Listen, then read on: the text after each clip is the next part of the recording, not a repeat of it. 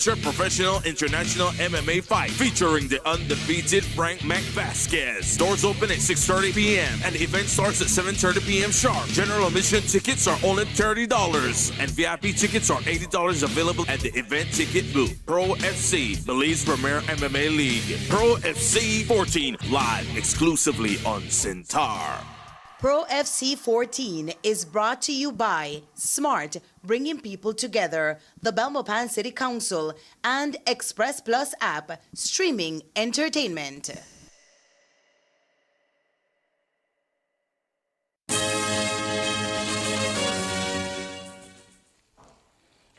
Good evening. With your news also simulcast on Fiesta FM 106.7. I am Joanna Rodriguez.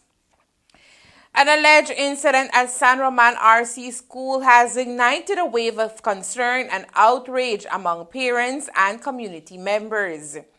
Reports have surfaced of a young student being turned away from the school's Children's Day activities due to this family's inability to pay the required fee of $4.50.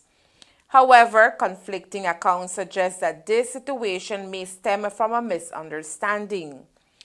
The concerns originated from a Facebook post detailing the distressing account of the child who reported being barred from joining his peers in the celebrations earlier this morning. According to him, a Good Samaritan attempted to cover the cost after the fact but was met with disappointment as the school gates had already closed for the day's events. In response to the growing outcry, we contacted the district education officer, who confirmed that an investigation into the situation is currently underway.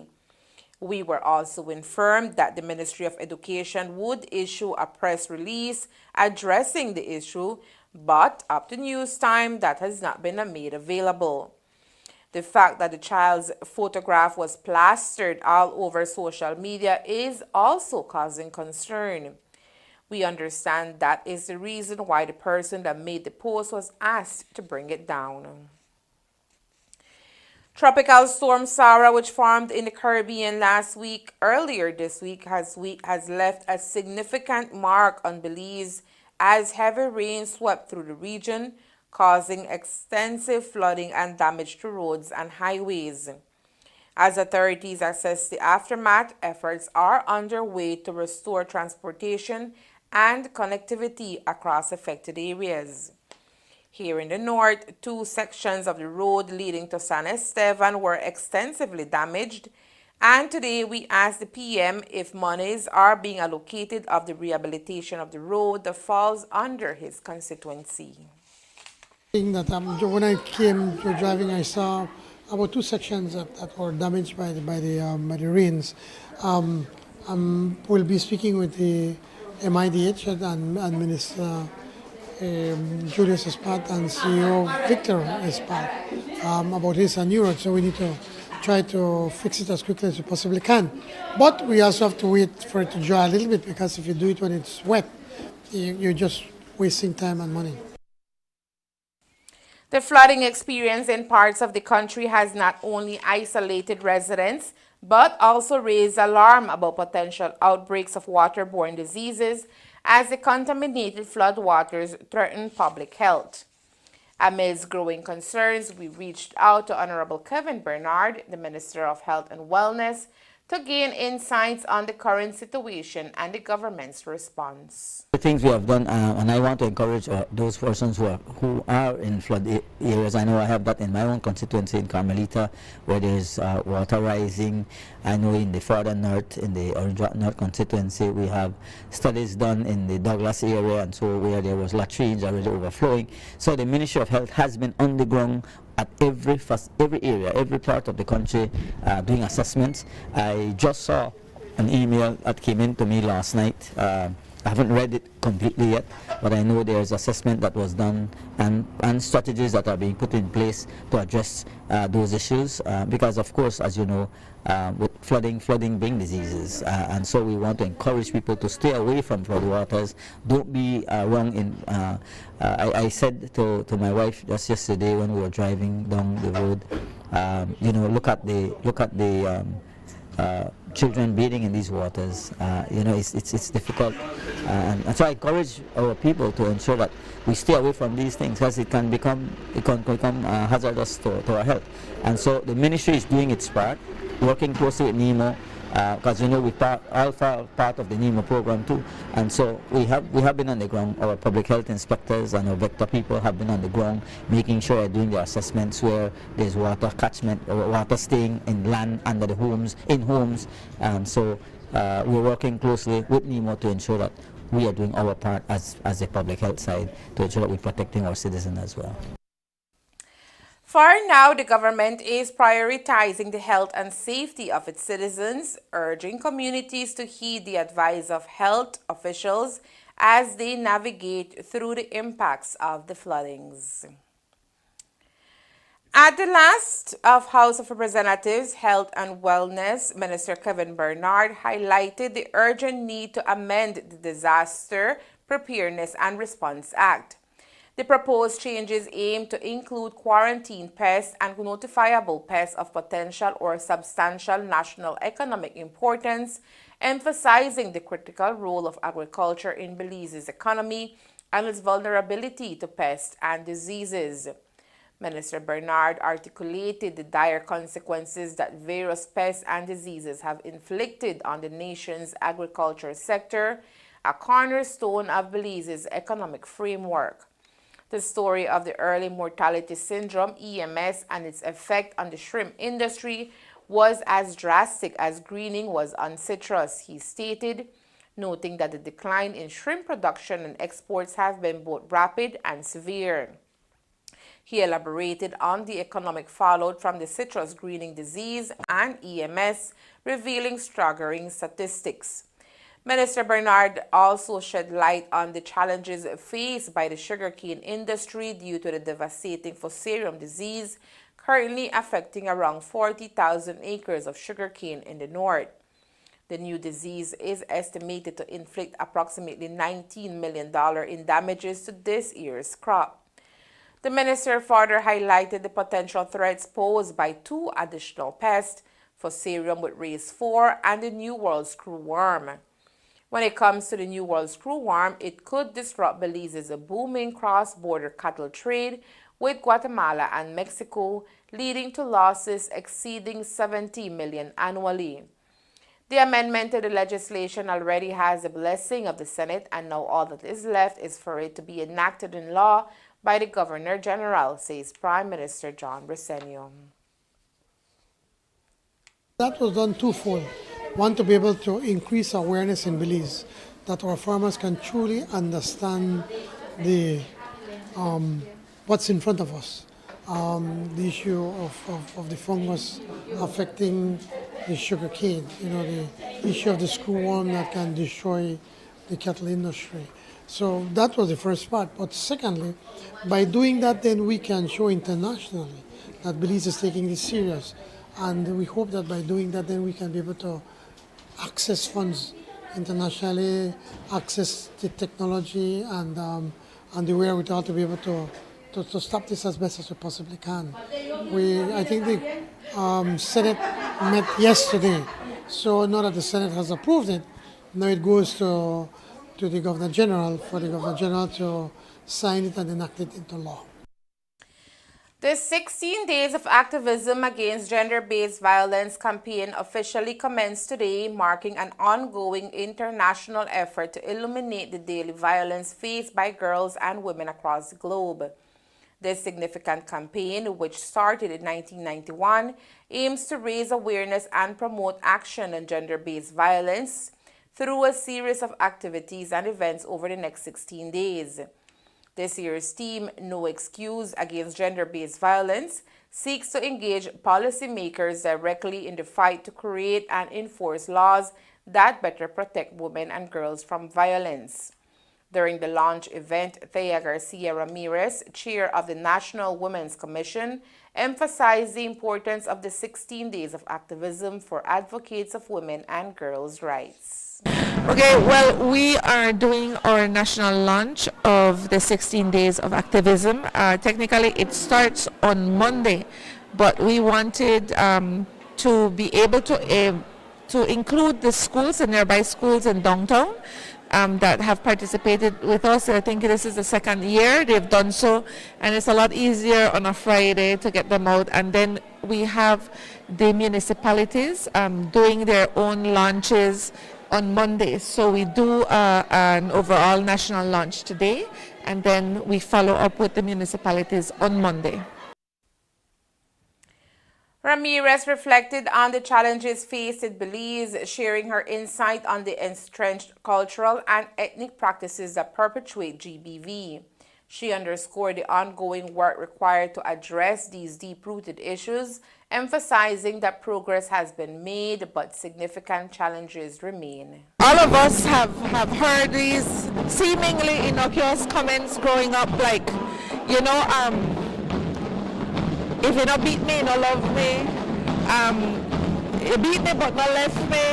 And we kind of say it in jest and stuff, but it's things that we've heard, and it's sort of normalized when we're growing up. Like, you know, I remember people in my grandma's age group saying to us as young girls, little girls, and I'm talking about ages 10 and or so, and saying, you know, if we don't know how to cook, or if we don't learn to cook, and some women have no interest in cooking, and that's just a fact. We don't have to have an interest in cooking, but if you don't know how to knead, and if that tortilla no come out round, or if that fried jack no puff and then beat you, well, you look for it, because you need to know these things. And so it's kind of ingrained, and then when it happens to you when you are an adult in a union or a marriage, then it, well, my grandma tell me this may happen anyway, so. As part of the campaign, communities across Belize will be engaging in various activities, including a symbolic parade through the main streets to call attention to the issue and ring the bell, signifying that in 2024, there will be no excuse against gender-based violence. The 16 days of activism in Belize is part of a global movement marking key dates like the International Day to Eliminate Violence Against Women, November 25th, and World AIDS Day, December 1st, and Human Rights Day, December 10th. In a significant step towards enhancing health care in the country, more than a dozen dedicated nurses were awarded scholarships today to further their education in nursing. The ceremony, held at the Western Regional Hospital, marked a moment of celebration not only for the recipients and their families, but also for the wider community, which continues to face a pressing need for qualified nursing professionals. The scholarship granted to the nurses come with a commitment.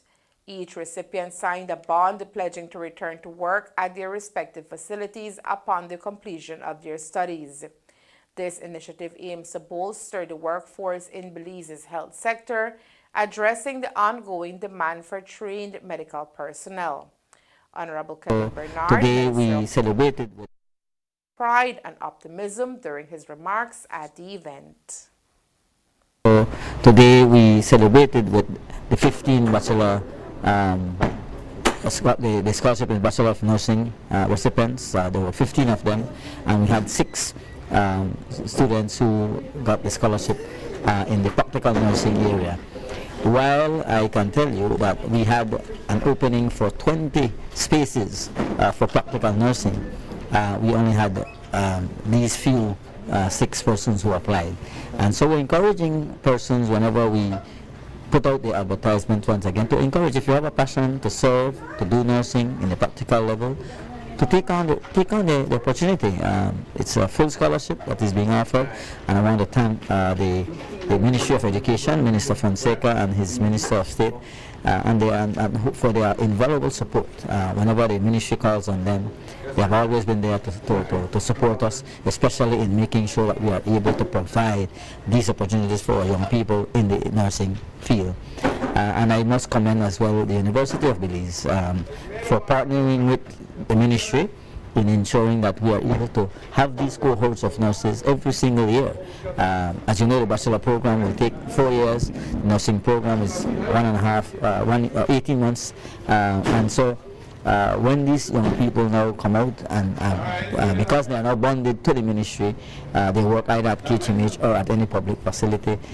We're trying to build on the cadre of staff, and as I said to them in my message this morning, my advice to them is to ensure they remain focused, remain committed, to seek support where there is need on their faculty, their peers, and to remain actively involved in terms of research, because there's a lot of information. As you know, the dynamics change when it comes to healthcare on a daily basis, and so as young recipients, they're going out now to do the theoretical and the practical work over the next few years, and when they get into the actual working environment, again, my call to everyone in the health profession is to do it with empathy, to do it with compassion, and to do it with the love for service. And Dr. Louisa Bani, the Minister of State in Education, Culture, Science and Technology, was also present for the signing ceremony. Yes, we've been very pleased. Minister Fonseca and our team, working closely with Minister Bernard and his team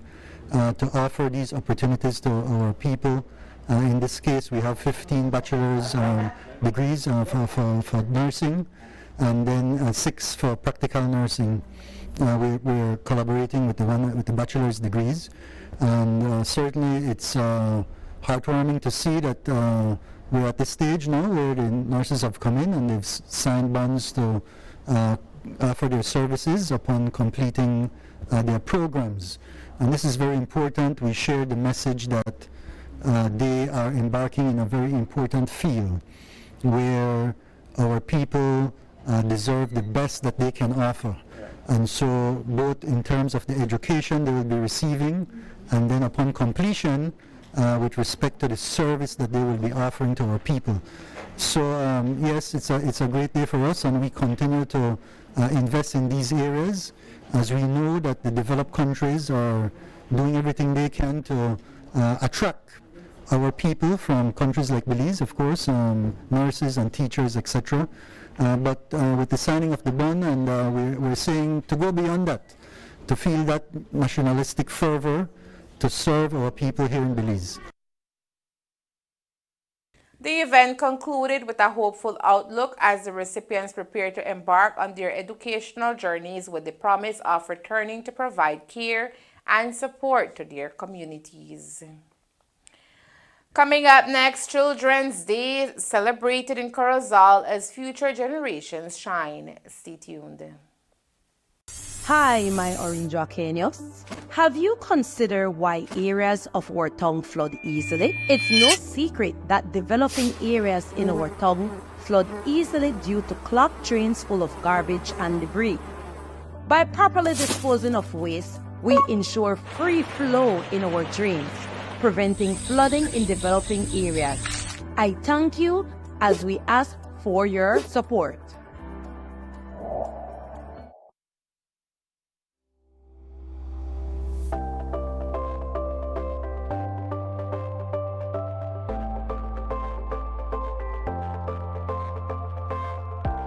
This is my first visit to Belize as a foreign minister, but my fourth overall. I first came here 20 years ago. Taiwan and Belize have many things in common, and we both cherish peace and uphold the values of freedom, democracy, the rule of law, and respect for human rights. And based on these solid foundation of common ideals and mutual interests, our friendship has continued to flourish for 35 years. The government of Taiwan, in response to Prime Minister Briceño's request during his visit to Taiwan in May, has agreed to provide financial support for the reconstruction of Beacon Bridge in Belize City. We understand that this is a pressing issue concerning the city's transportation safety. Taiwan has proven over those 35 years to be a very valuable partner and very consistent partner and ally and friend of Belize's development. So we're very happy to welcome Minister Lin and his delegation to Belize relationship between countries starts with personal friendships. And once you build that personal friendship, then you start to build on top of that.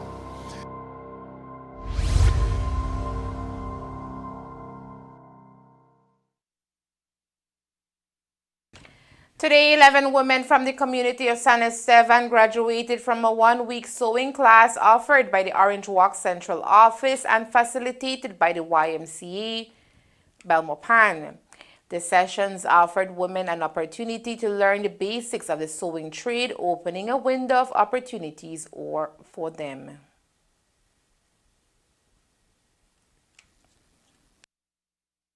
They began with an introduction to how to manage a basic sewing machine, and we had planned that they would tackle one item a day. We said the first day they would learn to make patterns and table runners since the Christmas season is coming up. And then because they say they all cook in their homes, we decided on an apron second, and then we introduced them to recycling materials that's already in their homes. So they were to bring old shirts, old pants, old dresses, and we would show them how to repurpose it. And the fourth thing that we had planned to do is a green shopping bag. As you know, we are getting rid of plastic usage, so we show them how. But these ladies are different. So every day when they finish their product for the day, they wanted to know what next. And so we ended up plugging in backpacks with the string. We ended up plugging in toilet paper holders. We did pillowcases and cushions because when it was time to go home, they weren't ready to go home. They wanted to learn more. Being that the women are from his constituency, Prime Minister John Briceño was present today for the distribution of certificates. For him, all courses geared at empowering women form part of Plan Belize. A large part of Plan Belize is how we can empower women, how we can get more women involved in not only their community, but also for them to be able to find different sources of income. And so when Osili came with the idea of having sewing classes for the women in San Esteban, we immediately jumped to the idea. And we're very grateful to Young Women Christians Association and that agreed to participate with us, to partner with us. And so today I think they have about 8 graduates, and I'm very proud of them. And they've been showing me the work that they're doing, and Ms. Cayetano was pointing out that the women would stay back, when the lessons are over, they'll stay behind to be able to learn more. And so they're quite pleased and impressed with what they've learned in such a short time and all that they have done. Can this be expected in other areas of your constituency? Well, of course, I think it's something that we can now that we've learned how to organize it. I'm sure that's something that we can look at, probably now have one in Orange Walk Central. We have participated and cooperated also with the Mamas Group. The Mamas Group, they're always teaching women to different, like sewing and cooking and others, making cakes, decorations, and so forth. So we have been doing, in a sense, some of that by helping and participating with the Mamas Group. But yes, I think it's something that we can continue to do and to offer the women in Orange Walk Central. Every year, the world comes together to celebrate the rights and potential of children as a reminder of their essential role in families and society. Since the United Nations enacted the Declaration of the Rights of the Child on November 28, 1959, communities across the globe have taken steps to ensure that children are protected and nurtured. In Belize, the spirit of celebration is alive as schools engage in activities such as Sports Day and family gatherings to honor the youngest members of society. This year, Maryhill RC School in Corozal hosted a vibrant culmination of Children's Day 2024 activities in its auditorium, drawing the attendance of students, parents, and teachers who united in celebration. Principal Guillermo Pech Jr. expressed the excitement of the day, highlighting the various engaging activities that took place throughout the week. Yeah, today we celebrated, it's the culmination of Children's Week. For the entire week, we had activities, except for Monday, which we had the off, and Tuesday was a holiday, but On Wednesday we had you have what do you call it, twinning and other activities for the children. On Thursday we had crazy dress day, and then today we have the actual children's day, right? So today, well, all the school convene under the auditorium, and parents and teachers then prepare presentations for the children. So each level, had the task to bring an item on stage. So that's what we did today. An added highlight of the event was the appearance of three-time gold medalist Jair Hernandez, who recently returned to Belize after dominating the games in Panama. Hernandez was greeted with enthusiasm as he was visited by the Minister of Transport, Youth and Sports during the celebration at Mary Hill RC School. Well, we were so privileged to have had today Minister of Sports, Mr. Radwell Ferguson, and along with him came the Director of Sports Councils, which is Miss, I forgot her name. The other person, Mr. Marshall Nunez, also came along with them. So like they were here, they wanted to speak with him, meet him. And since it coincided with our presentations at the auditorium, so it was perfect. It was like the icing on top of the cake, right? So he was given the opportunity to address the entire school community.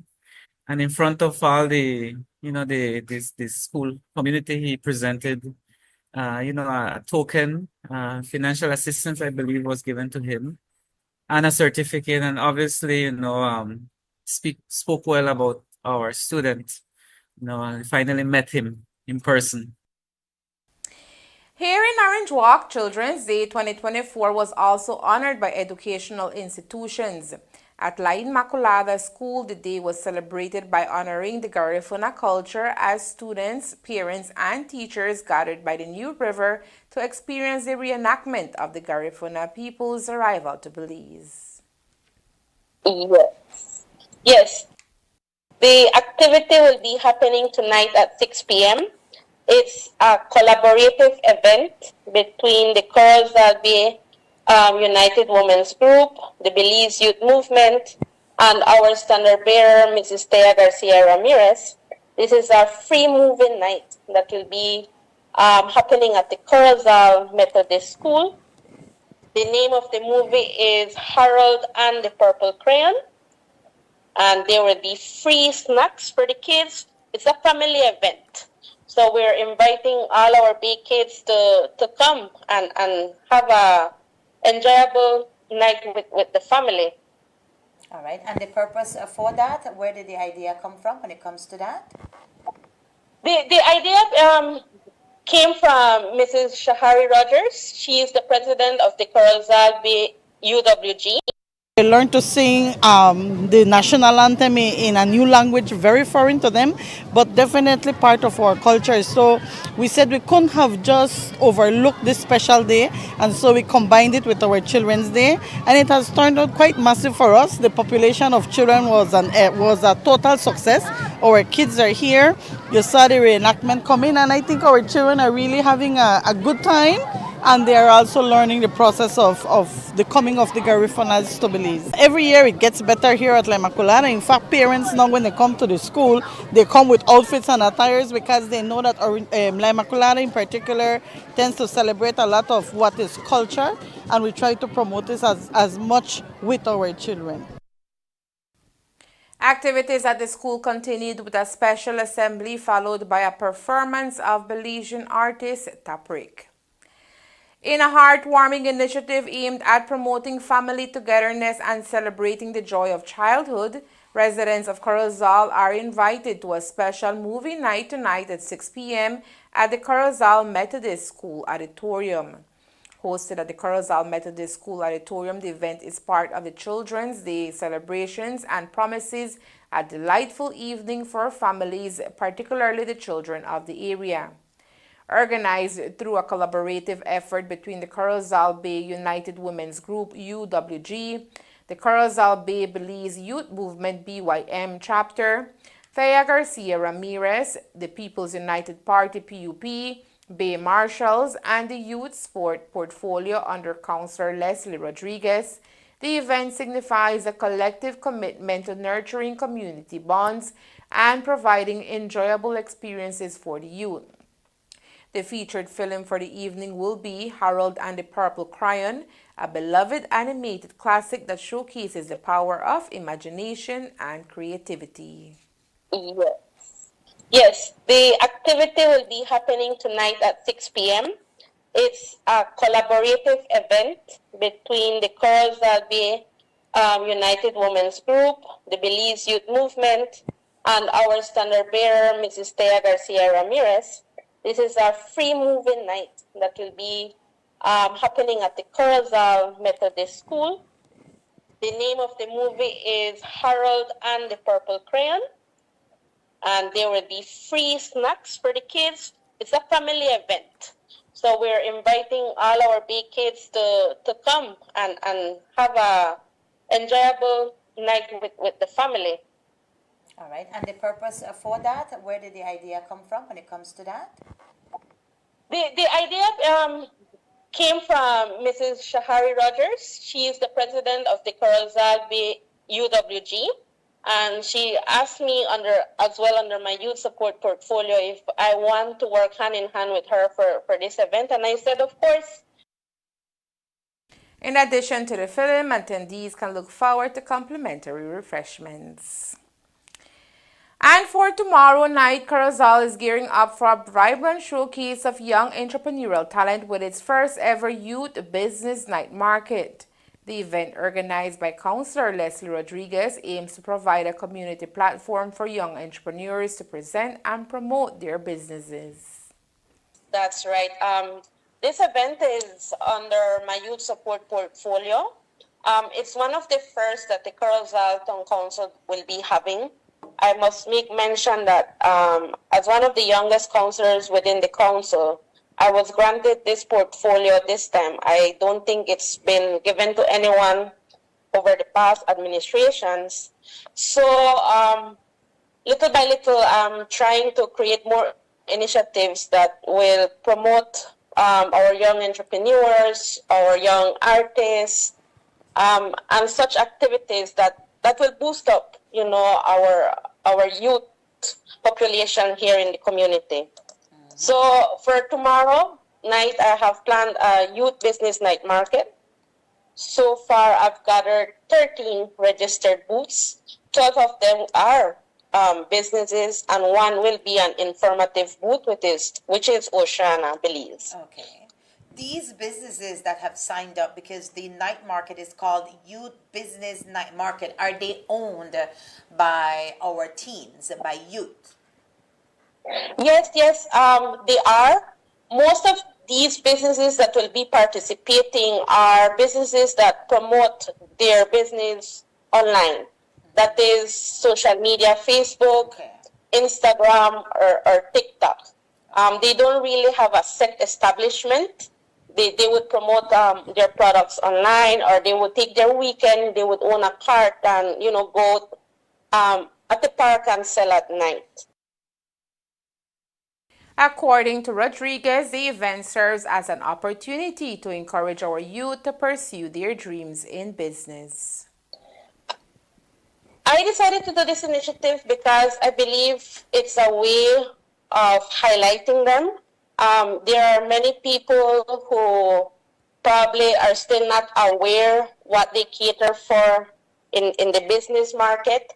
And this night market allows them to be out there physically and bring out their products, be it food, clothing, makeup, accessories. So it gives them a face-to-face interaction with our Corozal community.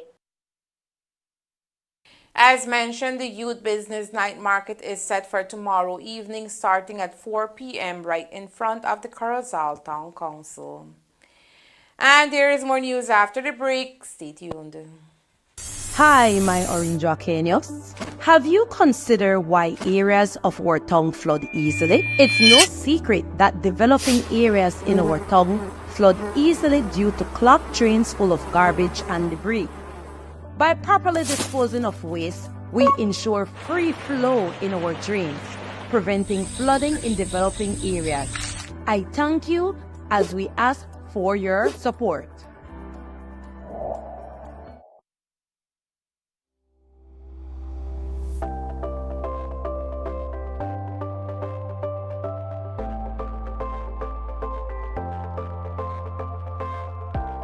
This is my first visit to Belize as foreign minister, but my fourth overall. I first came here 20 years ago. Taiwan and Belize have many things in common, and we both cherish peace and uphold the values of freedom, democracy, the rule of law, and respect for human rights. And based on these solid foundation of common ideals and mutual interests, our friendship has continued to flourish for 35 years.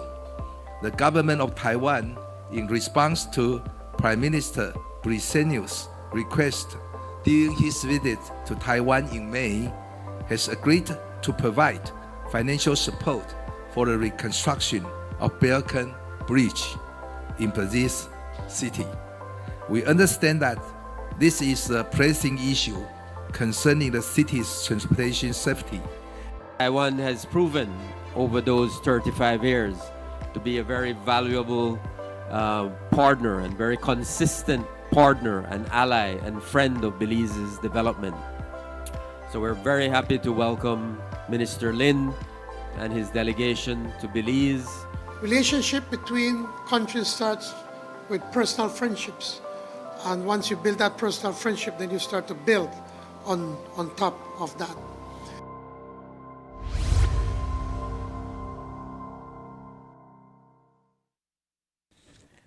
The weekend is here, and if you have no place to go, then we invite you to take part in the rock concert organized by the La Inmaculada Catholic School. With Sarah crossing Belize, the event scheduled for last week had to be postponed. But today, when we arrived at the institution, it was obvious that Orange Okeños are in for a treat tomorrow. Today, we spoke to principal of the school, Lenny Umania. She told us all proceeds from the activity will go towards the second phase of the Felicitas Auditorium. We're trying to get funding for our La Inmaculada Felicitas Auditorium. It has been a big project. I must be thankful to the bands that have come to join us, 7 bands. I can't remember them from the top of my head at this time, but these bands have come and voluntarily supported the project and have teamed up with our school. I must thank Mr. Herman Novello, who has been organizing and doing his best behind the bands. The teachers, especially who are trying to push and selling these tickets. Our parents, who many of them have given much of what they have to support this concert. And I'm very thankful to them. But I'm also thankful to the community, the businesses that have supported our concert and in so doing support the building of the auditorium. And I must also make a special mention that Prime Minister has been a great supporter as well. He has supported us in the first phase. So thanks to him, part of that foundation is being built.